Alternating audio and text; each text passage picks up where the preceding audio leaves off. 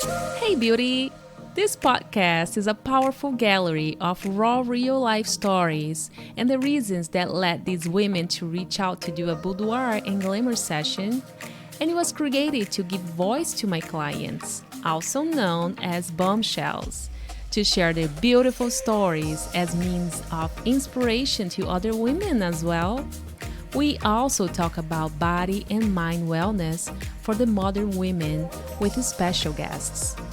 Welcome to the Bombshell Tells All podcast. I am your host and photographer, Daisy Teixeira, America's #1 body image advocate.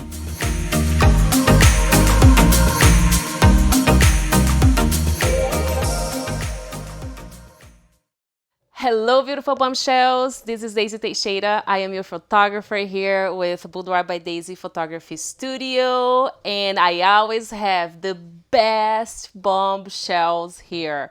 They just don't know yet sometimes, because they come here, they think they cannot make it, but they're wonderful. We just unfold the little beautiful shell that everyone has, and they become that empowered, amazing women that they already are. Today, I have my bombshell here. I'm so proud of her, Marquita. Marquita is going to share her story. She has so much to teach us today. And this is what is more interesting about these ladies is that sometimes we think our story is not going to inspire others. And let me tell you something, because I hear so many stories every single day inside of this studio, and I learn so much. I feel it's just it's a mission to share. This is why we have the podcast. So I appreciate you, Marquita, for being here with me today, sharing your story and helping us to inspire the other ladies too. Yes, thank you for having me. This is really amazing. Oh, that's awesome. All right, Marquita. So you have been a bombshell recently here with us at the studio. I'm super proud of your growth after this. You're already a beautiful, smart woman, but I think you just needed that little reminder. And just for you to be here today with me is already also another growth, because you actually putting yourself out there and helping other people that will actually resonate with your story. But enough about, anything to do with this, because I definitely want to go on your story and learn. Okay, so introduce yourself, tell us who you are, anything that you want to share as far as just giving us some little background. My name is Marquita Cameron. I'm originally born and raised in Washington, D.C., but my family's from that little gorgeous island of Jamaica. I'm 39, soon to hit the big 40, so that's a big triumph for me right now. Married, 3 kids, twin boy and girl, love them tremendously. And my youngest one, he's 14. I currently live in Frederick, Maryland, college graduate, master graduate. Didn't follow the degree, unfortunately, but I went into a field of mental health because that's where I found my passion and where I found my goal and where I wanted to kind of just start helping people and getting people to where they need to be. Wonderful. So tell us a little bit more about Jamaica. This is amazing. Have you ever been there? I used to go every single year. My grandparents, especially my grandfather, just recently passed, but we used to go every year. Soon as summer break hit, we were on a flight. We were there for like a month, sometimes longer, and I never wanted to come back home because right now I hate the cold. That is the worst thing ever for me. I love the beaches, the blue water, the fact that you can go outside and get your food off the trees. Everything about the island is beautiful. I would recommend for anyone to go see it. Sometimes I tend to tell people I'm like, Jamaica's the best island out of the Caribbean. I tend to overdo it sometimes, but it's a beautiful island. It's very lovely. The people there are amazing. It's very, very unity there. Everyone is, happy. You don't see an unhappy Jamaican person anywhere out there. So it's definitely, I would recommend for anyone to go see. Wow, that's incredible. And I'm glad that you actually kept your ties back home. Even though you were born here, you're a first generation. That's pretty much, like the life of a first generation kid. You keep your ties very strong with where where you were born and with your family. And this is amazing. I love that you get to do this. Do you actually have the same experience with your kids? My kids will be going this coming summer. This will be their first year going. So, my daughter, she's always wanting to learn what her family is, what they've done, what they like to do, what it's like to actually live on an island and be that island kid and that island life. So, this coming year, this will be their first trip going. So we're trying to get them more and more into it. They're very Americanized because they've been here for so long. And of course, their father is amazing, so they've learned that side of their culture. But now they get to learn my side of the culture and they get to experience what it's like to be in an island, to enjoy summer almost all year round, to be able to walk out to a beach or walk out to a deck and feel ocean breeze, because my kids have been used to mainly just cold and then sometimes warm and then sometimes cold, but now they get to have a more diverse look at things. So this will be a good experience for them. Girl, take me with you. Everybody wants to go. My husband's even excited. He's like, this will be my first year. So it's going to be an amazing trip with my family and all of my sisters and my mom and my uncles. It's definitely going to be an amazing trip. That's wonderful. Prepare your bikini. Oh, yeah, I got to. I'm officially putting on a two-piece this year. Yes, you are. Yes, you are. Love that. Wow. So that's wonderful. Thank you for sharing that. Yeah, absolutely. Yeah. I am a parent who has three kids, and my three kids are first generation American too. But I try as much as I can to keep the ties strong for them. Like learning the language and going on the trips, visit the relatives. We do what we can, Yeah, but it's wonderful that you experiencing this together. absolutely. Yeah. Yeah.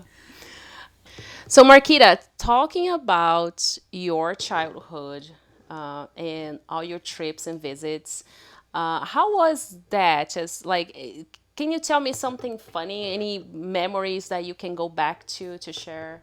So when I was younger, my aunts used to always have this crazy nickname for me. They used to call me Spongy and they used to call me Tweety Bird. And people used to never seem to understand. And even my husband was kind of like, why are they calling you Spongy? It's like calling you SpongeBob. So what my aunt used to tell me, that all the grown-ups would be sitting and they would have like their normal grown-up conversations. And I was that kid that's just sitting there just listening.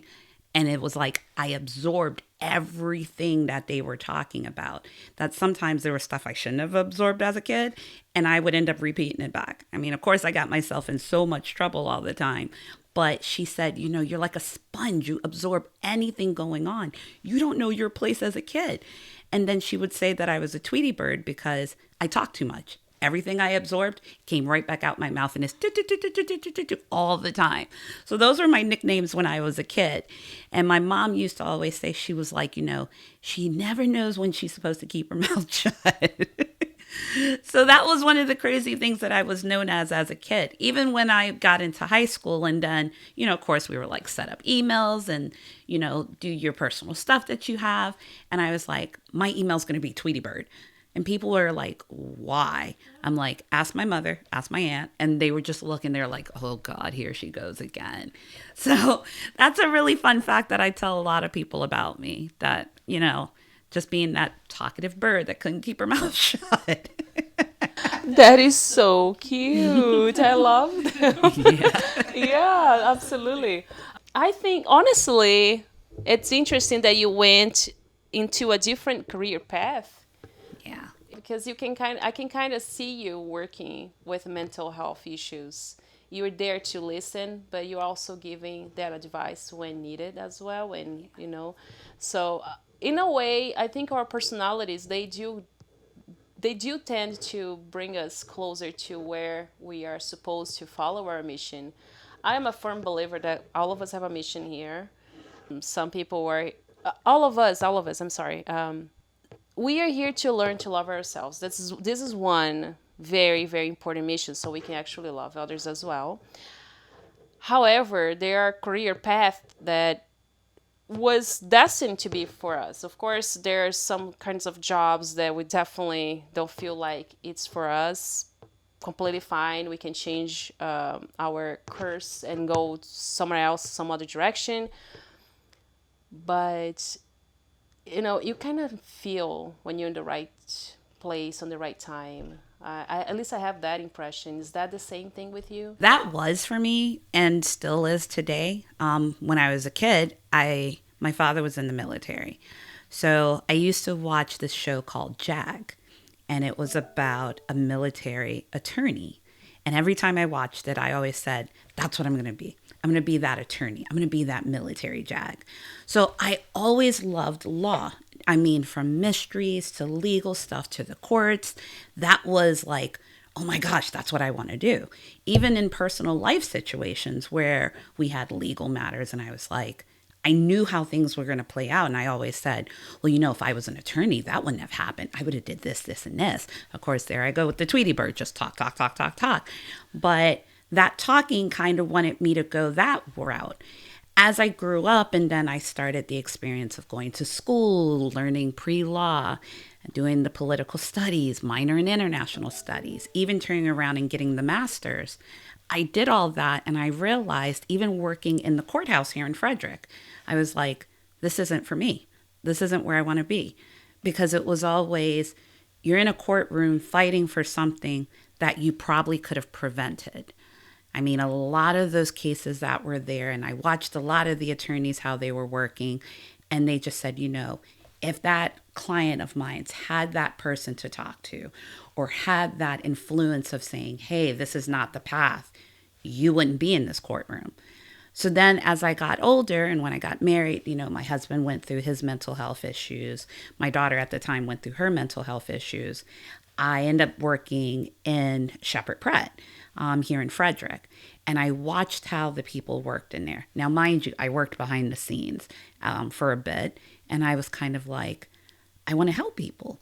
Like, I see those kids that are there, and I'm thinking to myself, I need to be able to prevent these kids from ending up being those criminals in the courtroom or end up being those cases that I was watching all the time. So then finally, I went further into, the mental health field.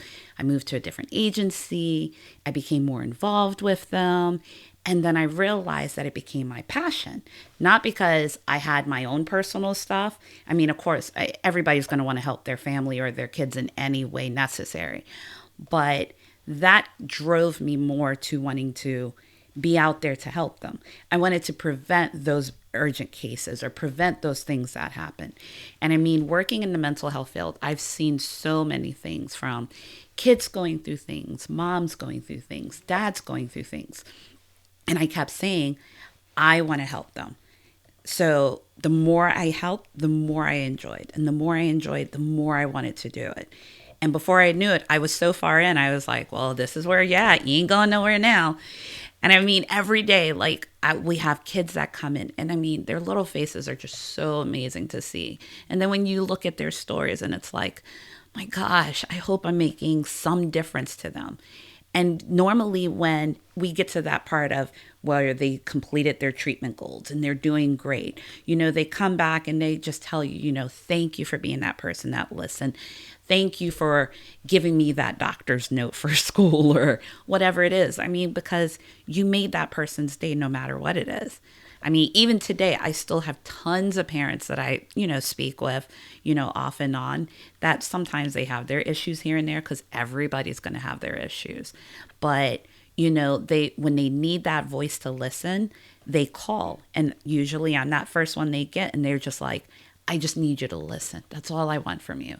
I don't need an appointment. I don't need the doc. I don't need this. I just need you to listen. And that's what I do. I just listen, and it makes that day for them. So that's why I kept going with it. That is so amazing.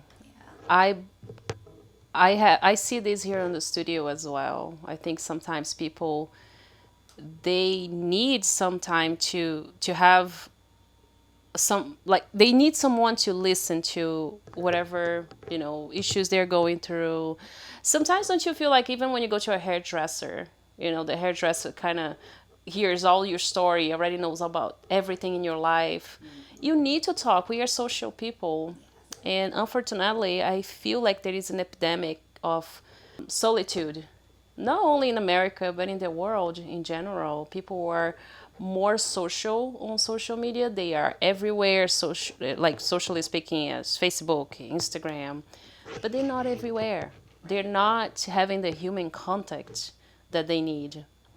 So works like yours are definitely something that are necessary in modern society. That's for sure. Yeah, especially today with the way, COVID happened and mental health became a big thing once COVID happened because we were all confined to our thoughts and what we were feeling and what we're going through. And then finally, when the world kind of opened back up, we saw everything for what it was, what people had on their minds. Because I mean, throughout the day, we go to work, we go to school, we go here. You never really paid attention to what was on that person's mind. And as bad as COVID was, it opened our eyes more to look at things and say, hey, talking is where we need to be. We need that social communication and interaction with each other to get to where we should be. So that it became a big thing for me. It really, really did. I'm so proud of you. Thanks. So proud of you. Like just to listen to your life story, your career path. First, you became a lawyer, and then from there, you went to mental health. Like helping others. That's what you're doing. This is what you're doing. For some reason, I still feel like going through law was necessary for you to reach where you are because you had been in touch with people that actually could have been, like you say, like those problems could have been prevented, right? Yeah. So definitely, I think it gave you a different vision than many other people would have if they just went straight to, where you are now. Right. Wow, wonderful. Yeah. Wonderful. So I feel honored to be here with you. So thank you for sharing that, Marquita. Now I want to get to know you a little bit more on a personal level, going, boudoir style. What is something that makes you feel sexy? Appearance and confidence. That has grown more since the boudoir shoot and the session. Just being able to look in the mirror and just say, dang, you are good looking, and having that confidence to feel good looking. Those are like the biggest things that make me feel beautiful, make me feel sexy. Of course, I mean, I've heard my husband say, oh my God, you're so gorgeous. And ever since the whole session, he's just like, man, you're sexy in red and you look good in this. But it's being able to look at myself and actually notice that now. I mean, like we were talking before, I look at myself differently. Colors seem different to me. Wearing something other than black or white or brown, I'm like, let's throw some red in there. Let's throw some purple in there. So it's that confidence that I think is the most sexiest thing that anybody, man, woman, could ever have about themselves. So that's one of my biggest things for me. Wow, I am appalled. Like this is incredible, Marquita. Wow. So share with me then how was the experience overall for you? I understand that in the beginning you were a little bit, iffy about, you were unsure. You had all the excuses that you can think of in the back of your head. You're not the first person though. Right. But I want to hear more about it. So I had been following a lot of different boudoir photos. I had looked at different things because I would say probably about 2019, 2020 was probably when I felt my lowest. I had been diagnosed second time around with thyroid cancer, which was crazy to me because I survived it the first time when I was 18. So second time around was diagnosed, had surgery, had the treatments and everything, had this humongous scar that had me completely low. I mean, literally, I would go out and I would have even kids kind of looking like, what happened to you? Did somebody cut you? So that's where my confidence became low. when I started following a bunch of the bourgeois sessions and some of the photos, and, not just only those, but like all kinds of photos. And I kept saying, there's no way in the world I'm going to do this. I was like, nah. Nope, you don't have clothes on. Nope, you don't have half of your stuff. Nope, you can see my throat. No, I'm not doing it. And even with like the thyroid treatments that I was having, there was the weight gain. So that was making me feel low. Skin was dry, hair was breaking off. I mean, you name it, it was the lowest. So as I kept continuing, I was like, let me see what they have in Frederick. Because I looked at everyone from Texas to DC to Virginia, and I came across yours at that point. Way. So as I'm looking, I'm just like, man, these people look good. And there was people that, were bigger than me, that were just confident about their weight. Like, I got this, please, whatever. And then there was the Bombshell week. So, of course, I'm sitting at home. I barely sleep half of the time. And I was like, I'm just going to watch these. And I kept watching. And the more and more I kept watching, I was listening to the different stories. There was one to this day, and I got to remember her name, but it touched me in such a way that I was like, if I don't do this now, I'm going to be 70, 80 and regret the things that I didn't do when I was younger. I remember her telling her story. I think she was like in her late 50s, early 60s, and how she kept saying, she had the low confidence. She went through the divorce. She was going through all trials and tribulations of things. And I just kept listening, and I had started asking questions like, what made you do this? What did you do? How did you feel? What was this? I became intrigued because I saw me in her. Even though I was in my early 30s, I kept saying, that's me. That's what I'm going to be, or how I'm going to feel 70, 80, and then I'm going to regret not having this chance. So the more she kept talking about it, and she answered all my questions. And then, of course, Daisy was realizing I was asking questions. And I guess that was your way of saying, all right, I'm about to reel this girl in. She's wanting to do it. Come on. And it was weird because then you were like, so what's stopping you? And I remember giving the excuse, oh, the scar on my neck. It looks like a Colombian necktie. I was like, I don't want to do this with this scar. And you're like, oh, girl, we can Photoshop that. But why would you want to Photoshop it? Your scar is your story. Your scar is your conquer, your battle. Why would you want to cover it? And of course, I heard that and I was like, because I don't like my scar and that's why I want to cover it. But then, we kept going on. And then there was the next day of the Bombshell week. And I heard another story and another story. And I heard all these women's story. And I'm like, my gosh, if I don't do this now, I'm going to be 50, 60 coming back like, okay, I'm ready to do my bourgeois shoot. Why not come out of your shell now while you still young and kicking and, can still do what you do. Now, mind you, they were still doing what they were doing, but they did it at a later time. No shame to anyone for what they did. You come out of your shell when you're ready. But at that point, it was kind of like, all right, Marquita, come on, let's get the shell open. You want to do it. So then we kept going on and on, back and forth. And then I said, oh, money's the issue. Now, mind you, I work in a good field. It wasn't the issue, but it was just another excuse to be like, all right, if I throw the money excuse, maybe she'll leave me alone. But you kept coming with more confidence and more reasons to do it. And I remember that morning, I was heading to work and I was sitting in Starbucks. And of course, they took forever with my coffee. So I was running late for work that day. But I remember re-listening to the Bombshell week. And I kept saying to myself sitting in the car, what do you have to lose, Marquita? Just do it. You're about to be 40.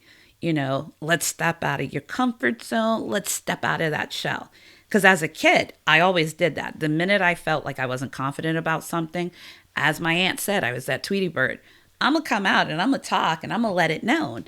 So, of course, I kept sitting there and I was like, all right, let's just do this. And before I could even think any further, I signed in, I bought the package, and then I texted you and I was like, all right, I did it. This is happening. Here we go. We're going to do it. And you were like, oh my God, I'm so excited. Yes. And it was just like, even after I signed it, I was kind of like, oh my God, what in the world did you just sign up for? Are you really going to do this? Like, are you going to do it? And I just said, go for it. And the more I was prepping for it, the more I looked at it, I felt myself coming out of that shell.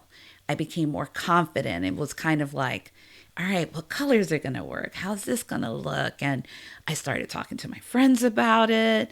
I was talking to my husband about it. And he's just like, you're really going to do this? And I'm like, what do I have to lose? This is like that birthday gift, that big 4-0, step over that line. You finally did it. And we came in and we did it.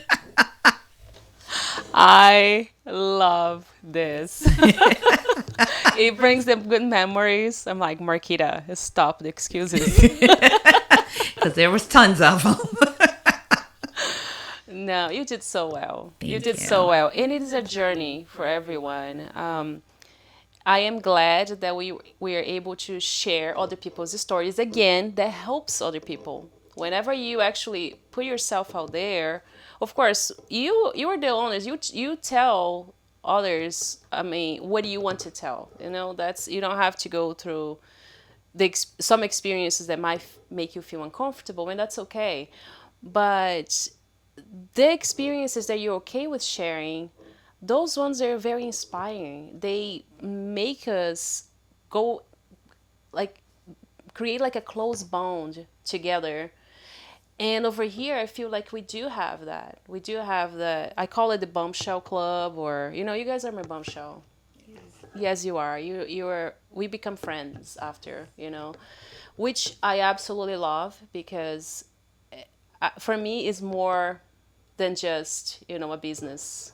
For me, it's a mission. Like I said in the beginning, for me, this is a mission. What I'm doing here is a mission. I want to go out there and tell to every woman, please stop. Stop being depressed. You don't deserve this. What you deserve is to look at yourself in a different light. Let me show you. Let me show you. And what you did, Marquita, was incredible. When you walked here, you had your whole experience. You you know, you did the poses. I mean, you just trust the process and you have fun, and that's what this is about. It's not to be stressful. It is meant to be fun. It's meant to be something for you. You do everything for everyone. It's your turn. You deserve this, and you did it. It was fun. It was amazing. I mean, if I was to repeat this again, I'd be back in here again doing it again and again. It was a big experience, and it made me feel great. And that's a lot coming from me because I wasn't feeling like that for a while. And the experience it was like boom. It's like there's that bomb. You finally went off, and now you're like, oh my gosh, I look good. I mean, even today I was like, let me throw on some colors and make this work. Love it. Love it. You're definitely a different woman. Yes. You were still the same physically. So this is what is interesting because you were still the same physically, Yes. but now you're realizing how beautiful you are. Yes. Yep. Oh my gosh, this is amazing. I love that. Definitely don't have to listen and wait to hear it half of the time. It's like you can just look and say, girl, you beautiful. Like you ain't even got to hear it from nobody else. If you don't hear it from nobody else, you hear it from yourself every morning. That's that affirmation that you give yourself in the morning when you wake up. Yes, it's the switch of mind. You Yes. know, nothing against supermodels. I think they dominated the industry in the past, the fashion industry, and they're beautiful, they're gorgeous, but we should not be comparing ourselves to anyone. Doesn't matter if she's a supermodel, if she's a influencer. This is not the goal. The goal is for you to look at yourself and what you have, what do you have, what do you bring to the plate? You know, because that's what is going to make you realize that you are worth it. Absolutely. So is the other person. Live your story. Let the other person live their story. And together, we inspire each other. You know, so Absolutely. your pictures are gorgeous. Drop that gorgeous. God, I love that. Love it. Wonderful. I think we can skip that question here. Do you want to talk about your cancer, or is that something you want to talk about? I mean, yeah. I mean, I've come more confident now to talk about it. Okay. I mean, it was shocking because I never thought in a million years, what am I doing with it? But I remember when I was about 17, 18 when I Mm-hmm. took ill. I remember playing basketball and feeling extremely exhausted. Now, mind you, I came from a family that played sports. I mean, island people were running all over the place. And I remember just being drained. And I came home. My grandmother looked at me. She said, "You don't look like you're feeling good." And I was like, I'm not doing good. My grandfather, bless his heart, he had that worried look like something was wrong. So finally was going in, seeing doctor after doctor, trying to figure out what was going on. Noticed that I had this goiter on my throat. Now, of course, 17, 18, you're not worried about that. You're busy like, I want to go to the mall. I want to go play sports. I want to go hang out. But it got to a point where I was just so out of it that I was like, I don't want to do the normal stuff anymore. So finally, they get in, biopsy after biopsy, oh, it's hyperthyroid. Oh, it's hypo. Oh, it's this. I remember being poked so many times to figure this out. And finally, one doctor, he was in Greenbelt, and he said to my mom and he said to my grandfather, he said, "I don't think this is hyper. I think this is more severe." And he did the biopsy, sent it off. That's when they found out I had minimal invasive carcinoma, and it was in the left gland. Now, at the time, kids that young, it's hard to maintain something like that because you're still young, you're still growing. So they said, best form of action is let's go ahead, let's get the gland out, let's check the other side. She'll be a normal, happy life, not a big deal. So I went through the procedure, went through the surgery. I remember hating everything about it. The recuperating, my neck was tight, my throat was tight, not being able to talk for a bit. And then when I finally started talking, I sounded like a guy. Now, of course, me, 18, sounding like a guy, that's when that confidence was like, oh, I ain't coming out the house. I look horrible. I've got this scar. I sound like a guy. First thing they're going to say is, oh, did you have transplant surgery? Or like, are you going from female to male? It was all those questions that ran in my head that instantly closed me up. And I was like, I'm not doing this again. Now, God willing, survived everything, moved on with life, was treated properly, and was like, all right, I'm doing okay. And I started gradually kind of building back on myself at that time. Met my husband at the time, and I remember we were working in a movie theater, and I was always like, have my shoulders up, making sure people don't see my scar. And he came to talk to me, and I'm looking at him like, why you want to talk to me? I'm like hideous right now. And he was just like, you know what? You're gorgeous. You're really pretty. And of course he says, so what if I asked you out today? My dumb answer was, well, depending on what day it is, because today is not a good day. But he was confident and he came back and, time is what it is. And, we've been together for years. So then second time around when it happened, I did the adult thing. We had kids, got married, we bought a house, and I was like, all right, I did the perfect life thing. So literally it was August of 2018, we closed on our house. 3 days later, I was in work and I could not swallow anything. Was trying to drink water, trying to drink soup. And the doctors in my office were kind of looking at me and they're just like, you don't look good. I said, I really don't feel good. Now, I wasn't thinking, oh my God, did this just come back? Because I still had one gland left. And I was like, there's no way this is coming back. And the doctor looked at me and she said, I want to send you to a friend of mine. She's excellent, best one in the area. Her name was Dr. Hakeem. I said, all right, fine. Not thinking, oh my God, this thing came back. But I was like, all right. I sent over my paperwork. I sent over the images they took. And when I looked at the images, I realized, oh my gosh, there's that goiter again. And I seen it and it tore me up. Because what a lot of people have known of cancer and people who have went through those things was that the second time around is not the best one. So I was kind of like preparing for the worst. Like, we're going to do chemo. We're going to be miserable. We're going to be sick. My God, you just bought a house. How are you going to get through this? But then I went in, saw the doc. Of course, she looks at me and says, this is what it is again. So took it back on head stride. I was like, let's get through it. Let's just do it. If I make it, thank God, God willing. If I don't, hey, you lived your life, Marquita. You did what you had to do. But, with all the prayers, family, and all my friends, I made it again, and went through it, and here I am again. So it was definitely a different experience. You look at life differently. You look at family. You look at your kids differently.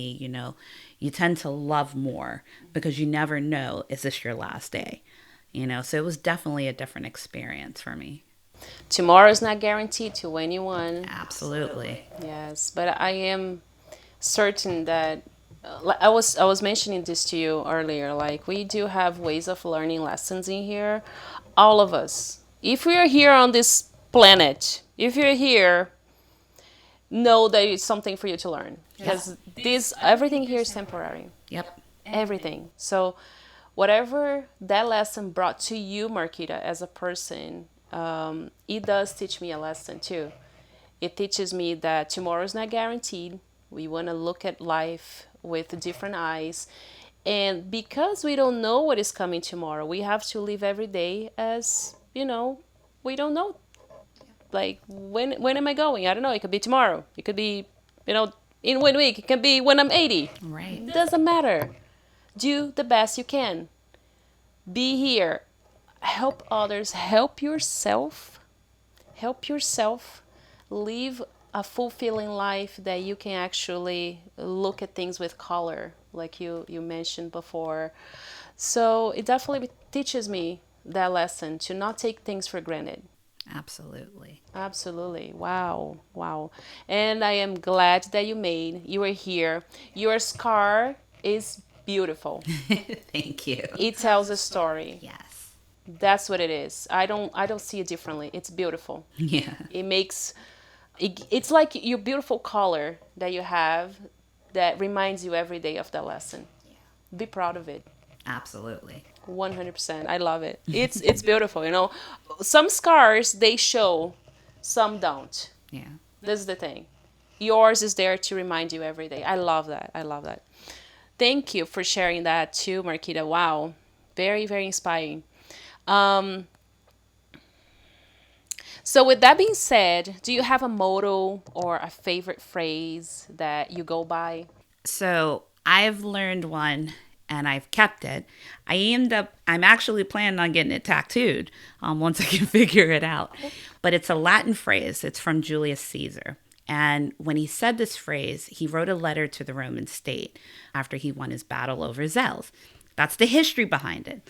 So the motto is Veni, Vini, Vici, which means I came, I saw, I conquered. That became my motto through everything I've went through, from family issues to when I was diagnosed with cancer, making it through, even when I came and did the bourgeois session. I came, I saw what I wanted, and I conquered it. I did it. So that is my motto. I've lived by it day in and day out with everything that I do. You go, girl. Wow. Yes, that was your message on the very final picture that we took. Yes. Yes. I wish I was able to spell it at the time, but I was like, you know what? Let me just put it in English. It is about the reminder. Yes. Yes. Yes. Wonderful. Okay. So, Marquita, now that you have officially become a bombshell, Yes. Yes, I did. you are our bombshell here. I want to hear from you what the word bombshell means to you, Marquita. Well, one, it's a confident female. That's the biggest thing. It's a beginning. It's like a new beginning for that woman who wasn't confident, that she's confident now. And like I was saying, it's like being in this closed shell that you don't want to come out of. And no matter how many things are there to kind of help you get out of it, you become so comfortable in what you were. So when you finally become that bombshell, I mean, as the word says, bombshell, it's like boom, that bomb went off. You broke out of that shell, and now you're this hottie that's out there, and you're just like, girl, you look good. I mean, it is like you build that self-esteem, that confidence is out there. I mean, looking at things differently, it's like your eyes are open more to be looking at things differently, knowing yourself differently, loving yourself differently. And once you love yourself differently, then you can love others and you can share your story and share that bombshell. You can help another woman light that little fuse on that shelf so she can go boom and explode out of it. So that's what it is to me. It's becoming that, it's that new beginning. It's that confidence, that bomb of excitement and just loving yourself and being like, man, where has this girl been all this time?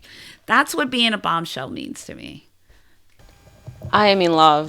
This is the first time I see that definition. I love to hear this from everybody. Yours is incredible. It definitely gives me a visual. Marquita, you are a bombshell. You definitely, from the April girl that I met on the Bombshell Week to today, November. That is a huge growth. A huge, huge growth. Yes, it is.